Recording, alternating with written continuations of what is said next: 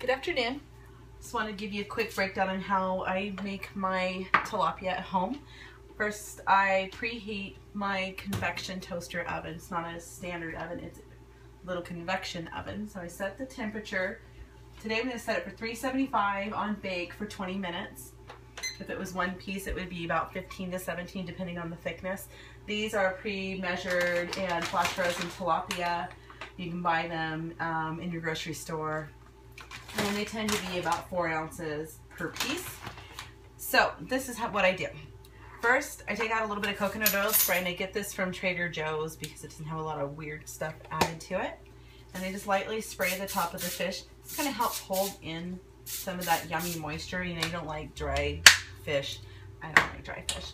And then I take some Trader Joe's crushed garlic. You could probably get this in any other of your organic varieties.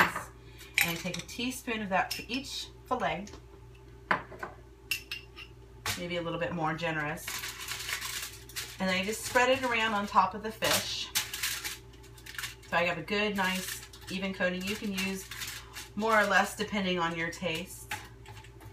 But I like to get it pre-crushed. Saves me a lot of time of having to try to crush my own garlic. And this tends to have a more punchy flavor to it, and I really like garlic with, even with salmon. I'll use this with salmon as well. You can do the same exact thing with salmon. If it's frozen, of course, it takes longer to cook it because it's frozen, but you don't have to thaw them or whatever before you use them. Okay, so now that's done.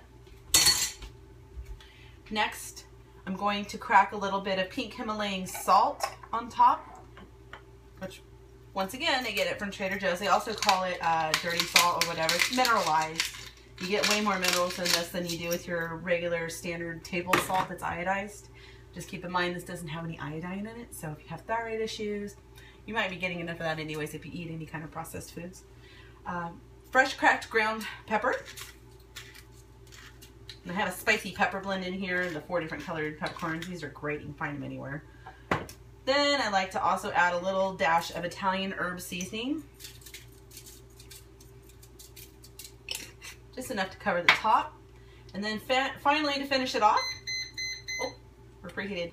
Finally, I like to finish it off with some, what is this? Organic lemon burst juice. And this brand's pretty cool because it has some of the lemon zest in the actual top. So you get that yummy lemon oil flavor with it, just like when you fresh zested lemon. Because I'm so busy, I don't always have enough time to use completely 100% fresh. So that's about as close as I'm going to get. It is organic. It's not from concentrate or anything weird. So anyways, there we are. We are all prepped up. So basically what you want to do is take your tin foil as best as possible and create a little tent. You don't want the foil on top of your fish because it'll start to pull all those yummy ingredients off that you just put on there.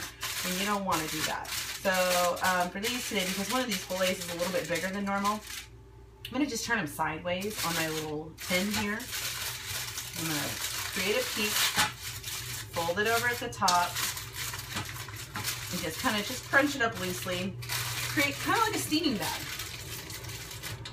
So in essence, you're baking and you're steaming at the same time while locking in all that moisture so that the fish doesn't totally dry out by the time it's done cooking. Now, I don't have the convection setting on with my bake setting. That's really not always necessary. So what I'm going to do is just I'm going to put this in there for about 20 minutes. Then after it's done, just take it out of the oven. I've also left it in there a few times for a few extra minutes, and you know, it's fine. But you just want to let it rest.